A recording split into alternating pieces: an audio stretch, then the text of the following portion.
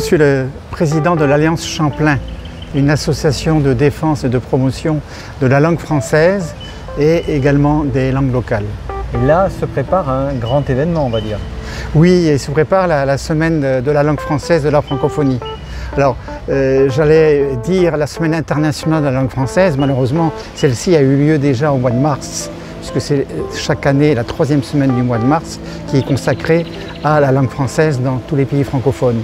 Or, cette année, pour la 2e année consécutive, nous avons eu droit à un confinement, ce qui fait que nous avons dû reporter, et ce report donc, va enfin pouvoir trouver son dénouement donc, du 25 juin au 3 juillet prochain.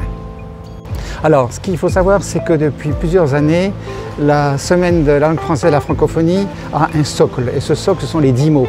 Ces mots sont choisis par le ministère de la Culture à Paris en relation avec leurs homologues au Québec, en Suisse, en Belgique, en Afrique, puisque l'Organisation internationale de la francophonie est également partenaire de l'opération. Les 10 mots, donc, ce sont des mots choisis sur un thème particulier, et cette année, ce thème, c'est l'air. Et donc ce socle des 10 mots permet à de nombreuses médiathèques du territoire, il y en a exactement 10, à présenter une exposition que l'Alliance Champlain.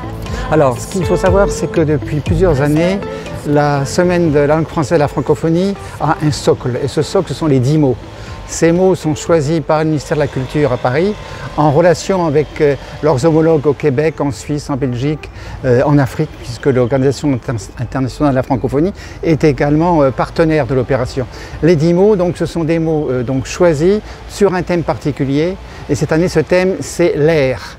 Et donc ce socle des 10 mots permet à de nombreuses médiathèques du territoire, il y en a exactement 10, à présenter une exposition que l'Alliance Champlain leur fournit, exposition qui est imprimée localement mais dont les supports ont été adressés par le ministère de la Culture de Paris. Et donc il y a aussi un moment fort, c'est celui de la dictée. Alors il y a par ailleurs 2 moments forts dans la semaine. Effectivement, il y a la soirée comment dirais-je, événementielle concernant la francophonie en général qui va se dérouler le mardi soir 29 juin à 18 h à la bibliothèque Verneuil. Entrée libre pour toutes et tous. Et il y aura donc un invité vedette cette année. Ce sera en fait une invitée en la personne de Josiane Boudière qui donc nous fera part de son talent dans un conte spécialement créé pour l'occasion. Et la dictée? Et bien sûr, la dictée aura lieu le samedi 3 juillet. Initialement, on avait pensé la faire le vendredi précédent, mais cela posait quelques problèmes au niveau de la mairie, et donc elle aura lieu le samedi 3 juillet dans la grande salle d'honneur de la mairie de Nouméa. Alors vous allez solliciter beaucoup d'écrivains calédoniens, vous allez solliciter des énergies, on va dire? Oui, on sollicite toutes les énergies qu'on peut trouver autour de nous. À savoir que la dictée en particulier, elle repose donc sur un texte local. On tient beaucoup à ce que ces dictées, donc, depuis déjà un certain nombre d'années, ont trait à des textes d'auteurs locaux. Alors ça peut être des auteurs kanaks, ça peut être des auteurs calédoniens.